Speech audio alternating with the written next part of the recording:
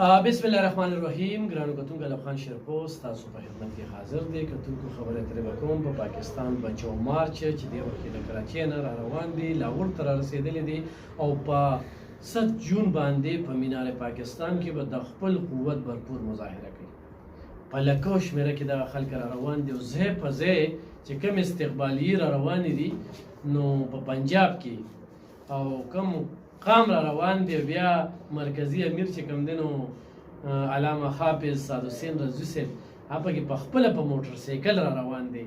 یقینا داسې به تاسو ډېر کم مشران لیدلی وي چې شاته او پسې د لکو شمېره کې خلک وي او هغه په دغه قام کې دننه را روان وي. نو دې وخت کې په پاکستان کې چې څومره سیاسي ګوندونه دي نو په هغې کې د ګرانۍ د ختمېدو دپاره ټیلپي هغه په میدان کې ده او دغه لانګ مارچ په وجه باندې دې وخت کې 100 روپۍ پټرول ارزان شو. خو د هغوی غوښتنه دغه ده چې پټرول په عالمي منډۍ کې کم نرخ دی او هغې ته ورسېدو موږ به خپل احتجاج ختموو. دې سره سره ګرانو کتونکو د هغوی دغه غوښتنه ده چې کوم ګستاخان دي د هغوی په ضد دي عدالتونه فیصلې وورئ او دریم دا چې عافیه صدیقي دپاره دی حکومت پاکستان کوټلې ګامونه پورته کړي او د هغې د رخایۍ کوشش وکړي. نو دا د 2016 نه واله تر د 2023 پورې د ټیلپي چې کومه ده دغه غوښتنې د عافیه صدیقي حوالې سره روانې دي او په دې باندې علامه ډاکټر محمد شفیق امني د مرکزي شورا مشر صوبایي امیر هغه د هغې مور سره چې مور یې ژوندی وه ملاقاتونه یې ورسره کړي وو.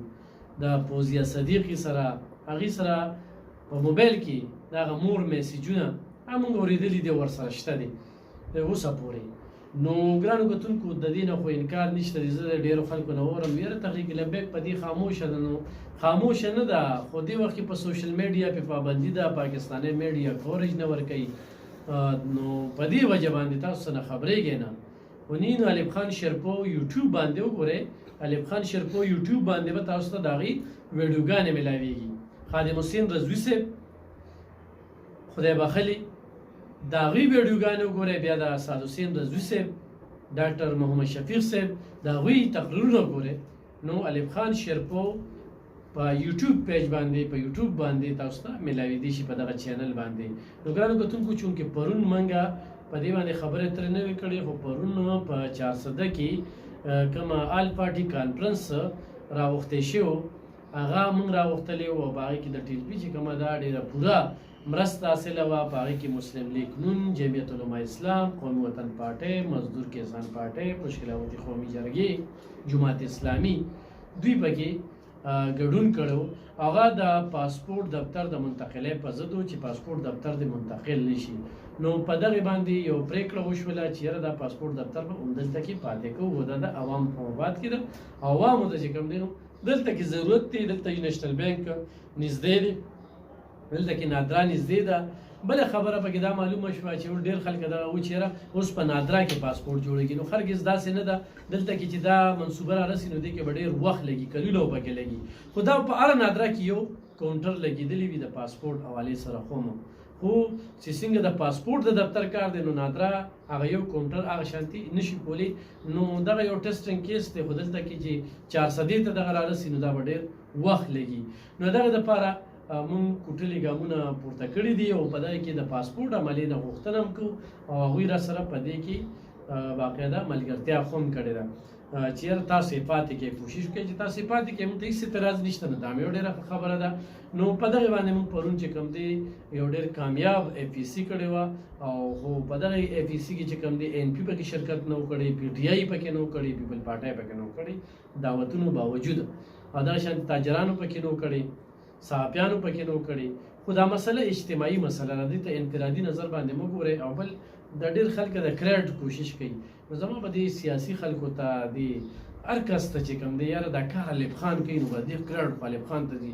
د ایوب خان به کم کار تاسو منې کوئ. ایوب خان خو چې چېرته هم په 400 کې سخته راغلې ده الله پکې هسې بیسه چې کوم دی نو هغه ځای ته ورمخکې کوي او کار ته یې اخلي. نو ګوره چې کله محنت کې او احساس ته سړی وي او ریا نه وي او د الله رضا وي نو الله به درنه ښه کارونه اخلي. نو نیتونه ټیکول پکار دي، نه چې موږ به نیتي را پیدا کړو هېڅ هم ترې نشو جوړولی، خو ټوله ورځ به نیتي وکړو نو د یو ټایم لومړی ترې نشو جوړولی، تېرې ځان ګناهګار وو. نو ګرانو کتونکو خبرې ترې مې کولې په پاکستان به 4 مارچ چې دې وخت کې په ډېر په کامیابۍ سره روان دی، ځای په ځای چې کوم استقبالیې دي او په لکو خلکه په دغه کې شریک دي، اپنې مدد آپ په خپله خرچه باندې د پښتونخوا نه به یو ډېره غټه جلوس چې کوم دی نو هغه ځي 22 جون ته اسلام آباد ته. اول ته کې به ډاکټر محمد شفیق صاحب استقبال کوي، دغه په مشرۍ کې بیا جلسهګاه ته ځي، تر هغې به ناست دي تر څو چې په پاکستان کې ارزاني نه راوستی شوي. راتلونکي بجټ انشاءالله چې د ټي پي په وجه باندې به ډېر ریلیف والا وي او دا کریډ به دوی له ورکوو. بل ګرانو کتونکو تحریک لبیک کې چې کوم کارکون رول تېری دا مفادو سوچ نه کوي. اسلام، پاکستان او عوام 3 خبرې دي، خو د الله او د الله د رسول خبره کوي او د حضور پاک صلی الله علیه و آله وسلم په عشق کې چې کوم دی نو په دغه میدان کې دي، نو دې کې هم زړه خوشحاله وي. نو او دا خبرې یاد وساتئ چې په دې سخته کې صرف هغوی ولاړ دي، نو ضروري ملاتړ وکړئ. ډېره مننه، خوشحاله